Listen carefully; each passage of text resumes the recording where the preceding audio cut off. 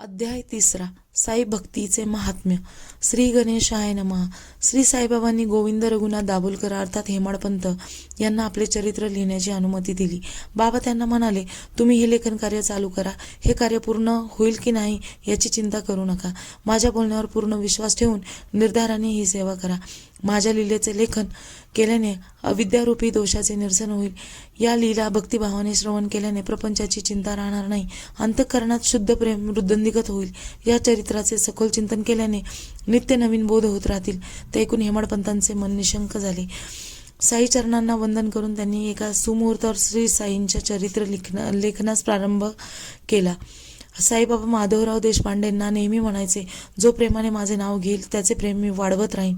त्यांच्या सर्व इष्ट मनोकामना पुरवीन. जो माझे चरित्र गाईल त्याच्या मी मागे पुढे उभा राहील. हे माझे मनपूर्वक भक्ती करतात त्यांना माझ्या कथा श्रवणाने परमानंद होईल. जो मला अनन्य शरण असेल, जो विश्वासाने माझे भजन करेल, माझे चिंतन माझे स्मरण करील, त्याचा उद्धार करणे हे माझे ब्रीद आहे. त्याला मी कृतज्ञताने दाढेतून बाहेर काढीन. माझ्या कथांचे श्रवण केल्याने रोगांचे निरसन होईल. माझे नाम घेतल्याने कलिप्रभावाने उत्पन्न होणाऱ्या दुष्ट वासनांचा क्षय होईल. मला नमस्कार केल्याने पूर्वजन्माची पापे नष्ट होतील. हेमाडपंत म्हणतात, साई सच्चरित्र लिहिणे हे सामान्य कार्य नव्हते, पण बाबासारखा सद्गुरू पाठीशी असताना घाबरायचे कशाला असा विचार करून मी कार्याला लागलो. बाबांची कृपादृष्टी माझ्यावर कोणत्या पुण्याईनी झाली ते मला माहीत नाही. गुरुकृपेची नवलाई म्हणतात ती हीच. लोक नाना प्रकारे साधू संतांची सेवा करतात. मला चरित्र लेखनाची सेवा मिळाली हे मी माझे भाग्य समजतो. श्री बाबांची निजस्थिती आणि त्यांचे अतर्क्य लीला जाणून घेण्यास कोणीही समर्थन नाही, पण भक्ताची इच्छा पुरविण्यासाठी बाबा स्वतःच हे कार्य करून घेणार आहेत. सद्गुरु कृपा झाली की मुकाही बृहस्पती समान वाक्पटू होतो. पांगळा मनुष्य मेरू पर्वत चढू शकतो, तसे हे कार्यही माझ्या हातून श्री साईनाथ करून घेतील. कृतयुगी शमदम, त्रेतायुगी यतन, द्वापार युगातून पूजन आणि कलियुगातून नामकथा कीर्तन ही परमार्थाची साधने सांगितली आहेत. संत कथांचे श्रवण हे तर विषय निर्मुक्ती आणि बहुरोगाच्या पिढेतून मुक्त करणारे अद्भुत औषध आहे.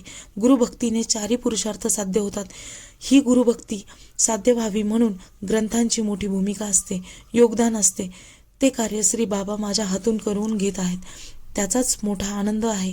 मातेला आपल्या बाळाचा कळवळा असतो तसा साईबाबांनाही आपल्या भक्तांचा कळवळा असतो. त्या संदर्भातील एक कथा सांगतो. 1916 साली माझी सरकारी चाकरी पूर्ण झाली, पेन्शनही बसली. गुरुपौर्णिमेला मी शिर्डीला गेलो होतो. तेव्हा अण्णा चिंचणीकर बाबांना म्हणाले, बाबा हे दाभोलकर सेवानिवृत्त झाले आहेत, त्यांचा संसार वाढता आहे, पेन्शन पुरी पडणार नाही, यांना एखादी नोकरी लावा. तेव्हा बाबा म्हणाले, मिळेल मेली त्याला नोकरी. त्याने माझी चाकरी केली तर त्याला संसारात सुख लाभेल. त्याचे ताट भरलेलेच आहे, ते या जीवनात रिकामे होणार नाही. तो परायण झाला तर त्याची सर्व संकटे व चिंता नाहीशा होतील. त्याप्रमाणे मला अकल्पित नोकरी मिळाली आणि काही काळाने ती सुटलीही. त्यानंतर मी साई चिंतनी रमलो.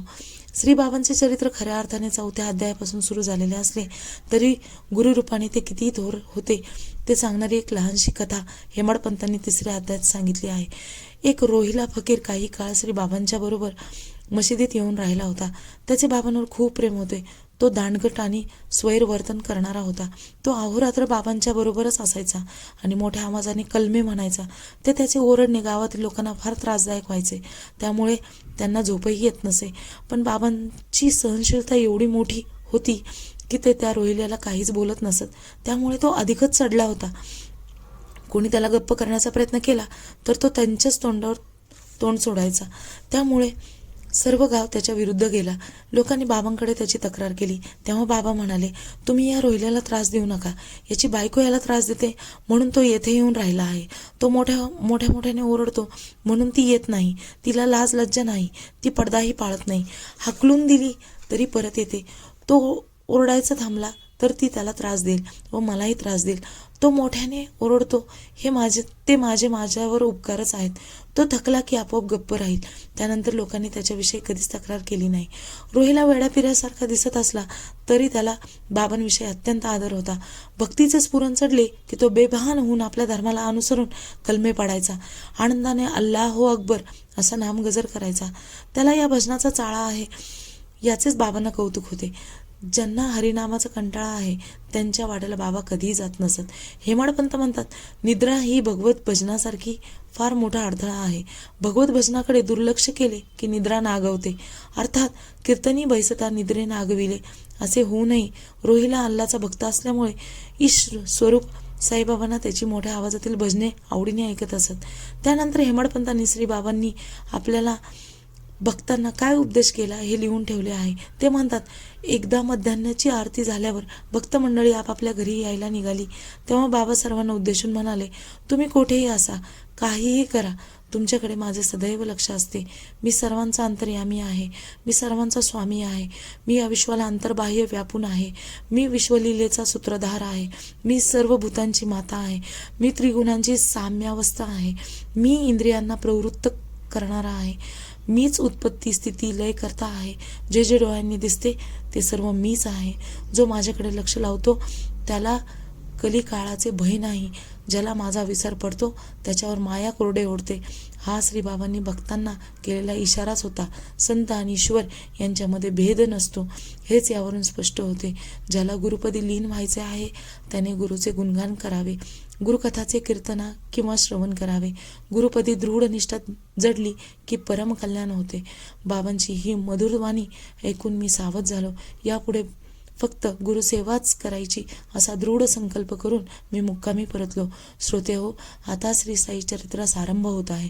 हे चरित्र लक्षपूर्वक श्रवण करावे अशी तुम्हा सर्वांना माझी विनम्र विनंती आहे. या पावन श्री साई चरित्रास श्रवण पठनाने श्रोता वक्ता पावन होईल, अंतःकरण पवित्र होईल. या चरित्राच्या प्रभावाने बहुदुःखाचे निरसन होईल. भक्तावर साईरूपी कृपा मेघ वर्षाव करेल.